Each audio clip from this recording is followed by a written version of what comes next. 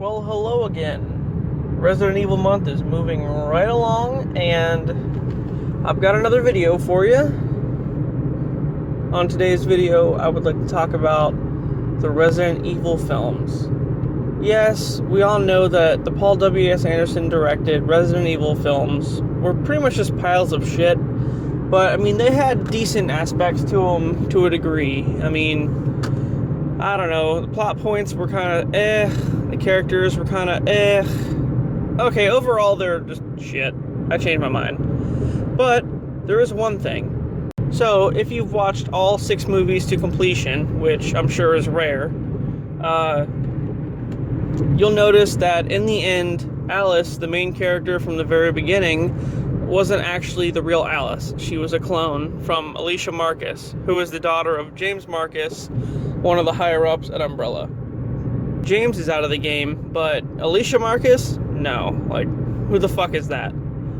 Anyway, so throughout the films, like, I think in part 1 and part 2, oh shit, Alice was like this badass chick who was an Umbrella operative sent to protect the Hive. So she lived there with this dude Spence, and they posed as a married couple. You know, and then after all the shit hit the fan with the outbreak, she became like a badass and got infected, and then she had like telekinesis. All this fucking crazy shit, because her body like bonded with the T-virus on a cellular level and gave her superpowers, as opposed to making her a zombie. So it affected her differently. Thus, Umbrella wanted to study her and put Dr. Isaacs up to the task. And here's where we start the Clone Wars. In part 3, Dr. Isaacs is under order of Wesker and wants to, like, track down the real Project Alice because she's out in the world, and he's been experimenting on all these random clones. So we find out at the end of that movie that they just cloned the shit out of her like a million times. But the real Project Alice eventually came back and fought him, and the motherfucker injected himself with too much antivirus and became the Tyrant, and got chopped into little squares. Okay, the next one, Alice goes to Japan to confront Wesker, and she brings all of her clones, which there's like a huge fucking room full of them. Anyway, so they get to Japan, and they're all pretty much killed when the facility gets like blown up by this bomb or whatever. And so Alice is like the only one left. Or is she? And then later, in the one after that, we find out that not only was Alice cloned, but so was every fucking character in the series. You got clones of Carlos, you got clones of Rain, you got clones of James Shade, the fucking little girl or whatever, like the fake daughter was a clone. Everybody was a clone. They just cloned the fuck out of everybody. I don't know if they got this idea from, you know, Resident Evil 1, where that general guy, Sergei Vladimir, was one of Umbrella's top, you know, generals or whatever.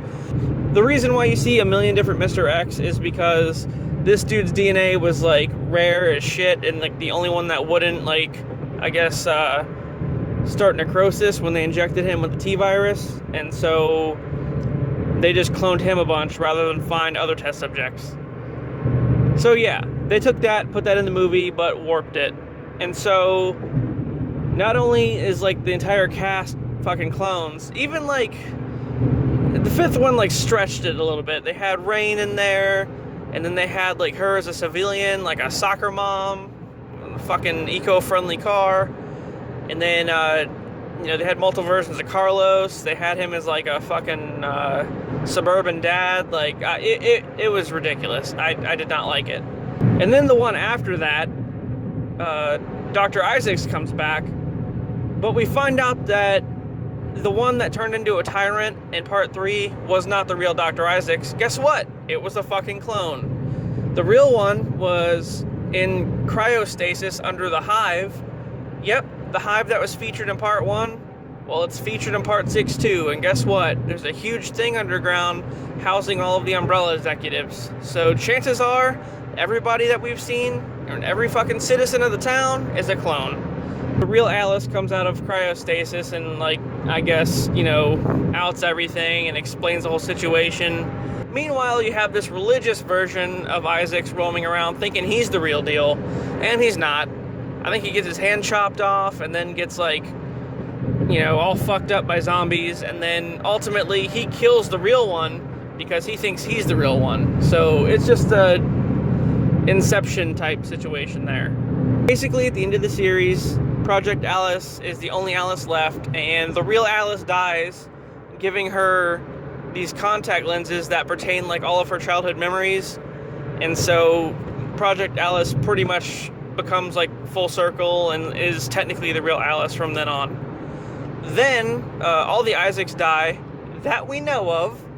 Wesker, I don't think, had a clone, even though he got blown up in part 4 and then just came back in part 6.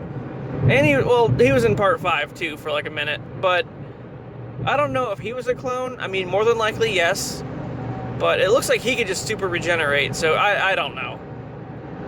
Paul Anderson just kind of loves clones, I guess. He watched too much Clone Wars. So that's about it. I mean, there wasn't really a point to this video aside from me ranting about how stupid it was to clone everybody. And that's pretty much where I'm going to end the video. So, good day.